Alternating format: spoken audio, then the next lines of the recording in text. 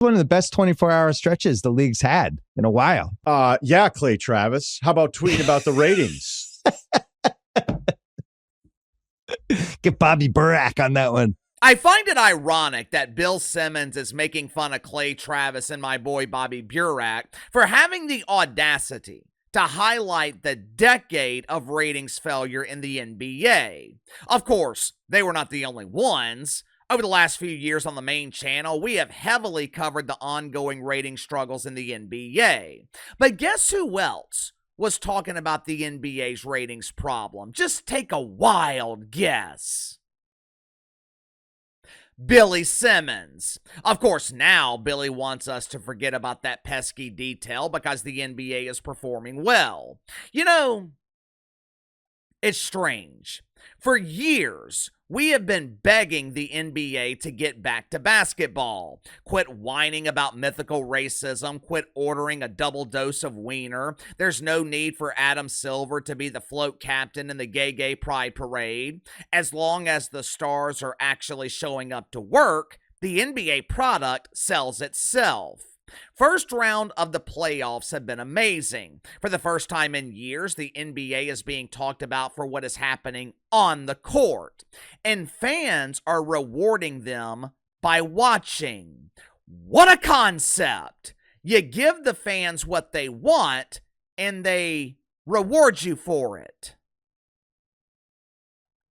Make sure to like and subscribe. You can follow me on Twitter at KC_BTL84. So far, the NBA playoffs are seeing their best ratings in 25 years. Sunday's matchup between the Lakers and the Wolves, it was one of the most watched first-round games in the last 23 years. 7.4 million viewers on ABC. Pistons Knicks, almost 4 million. Celtics Magic, 3.8 million on TNT. First round is averaging 4.5 million viewers on ESPN and ABC, which is the highest number since they acquired the NBA's broadcast rights back in 2002. Games on TNT are averaging around 3 million. It's not hard to figure out why. Damn near every series in the first round has been competitive. Pistons Knicks, this is one of the best first round series that I have seen in years. I was pulling for the Pistons to win last night because I didn't want the series to be over.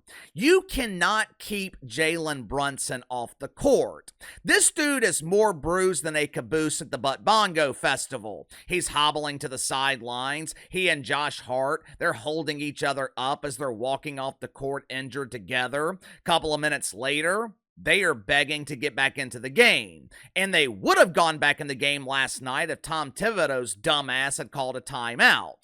That is what people want to see. This is the high-level basketball that has been missing from the NBA.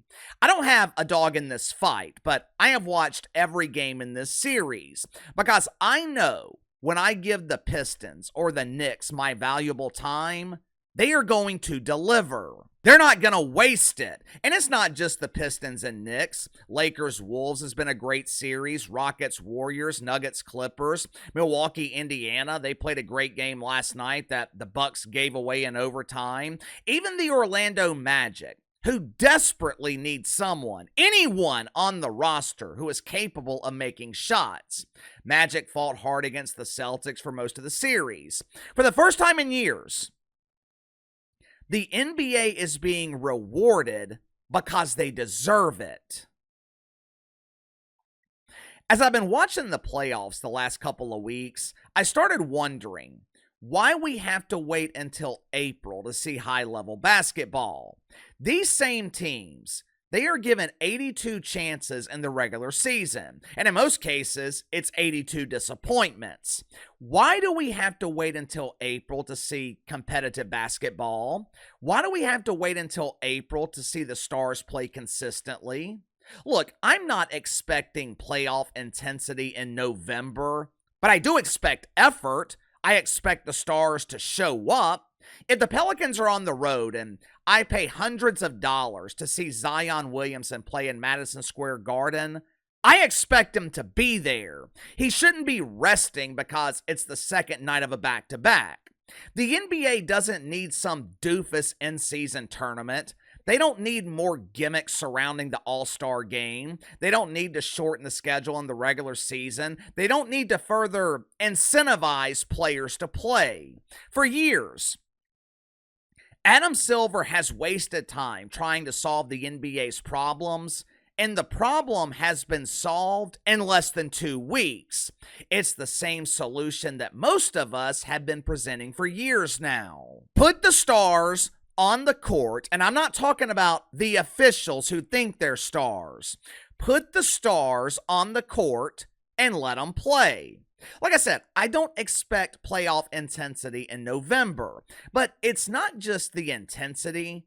The actual gameplay is completely different in the playoffs. What is one of the biggest complaints during the regular season? Regular season games are a three-point shooting contest. That is not the case in the playoffs. Celtics shot less than 25 threes last night. They're one of the highest three-point shooting teams in the league. Clippers shot 29. Nuggets shot 33. What we have seen the last 2 weeks is actual basketball.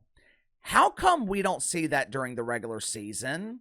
It doesn't have to be as intense, but there's absolutely no reason that actual basketball can't be played during the regular season. So why isn't that the case?